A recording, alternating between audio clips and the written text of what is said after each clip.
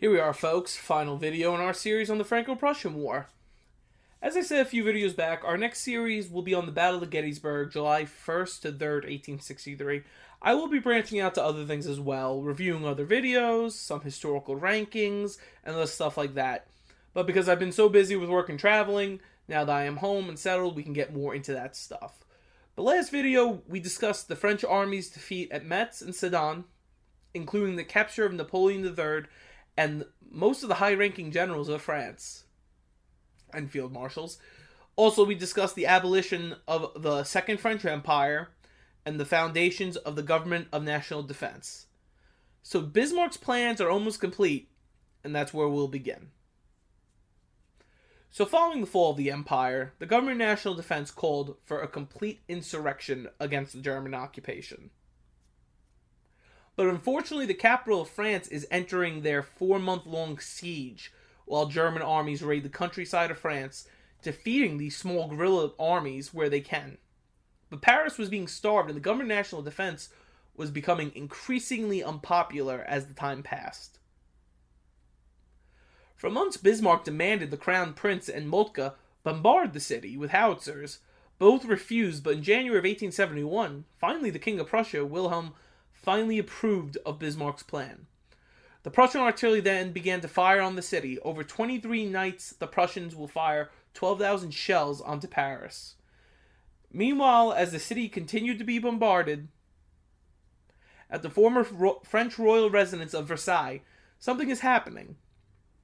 All the German kings, princes, and dukes, including Queen Victoria's brother-in-law, Ernest of Saxe-Coburg, agreed it was time for German states to unite, and unite behind one of the states.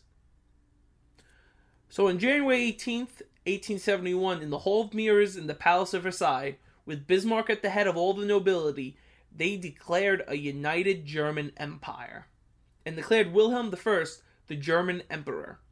Now, he was German emperor because Austria still existed, and to claim to be German emperor of Germany, it would include them. But the title mainly used was that of Kaiser of the German Reich, which is Teutonic terminology for Emperor of German Empire. Bismarck, of course, already settled how the government will be. It will be a constitutional monarchy, only in name.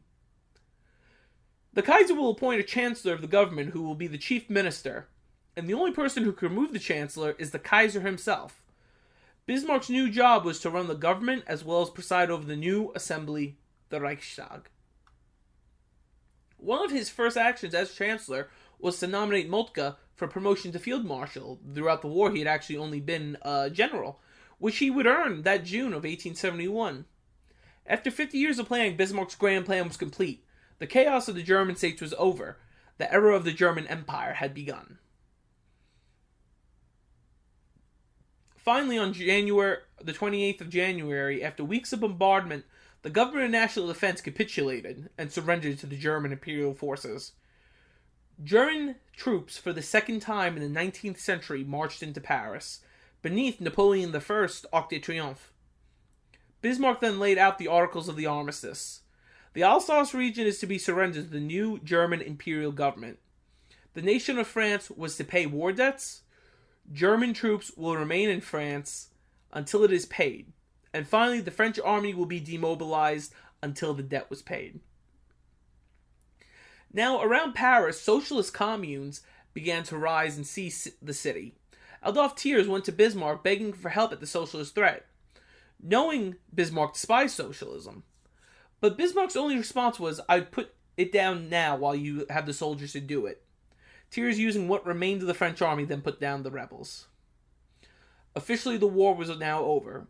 French casualties hit 1 million, while German only 144,000. The effects of this war to this very day, the harsh treatment of France by the German imperial government, caused the humiliation the Allies would press onto the Germans in 1918. It also created the boundaries of most of Germany to this day, minus their Polish holdings. It would also be the war that cemented France in the Republican form of government. If it was not for the humiliation of this war that caused the humiliation of World War I, the horrors of World War II would have never occurred. And with the Cold War, and with that, the Cold War would have never occurred, and we would be looking at a much different world.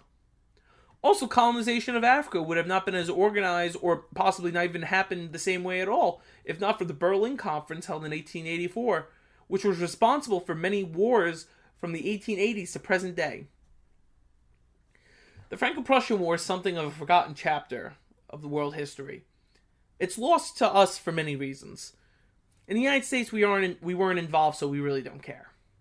In Europe, de-Germanization occurred during both world wars, which France was happy to forget what happened. Germany, due to the actions of the Kaiser Wilhelm II, the NSDAP, or as we know it today, the Nazi Party, lost their history and were no longer connected to the war that founded their nation.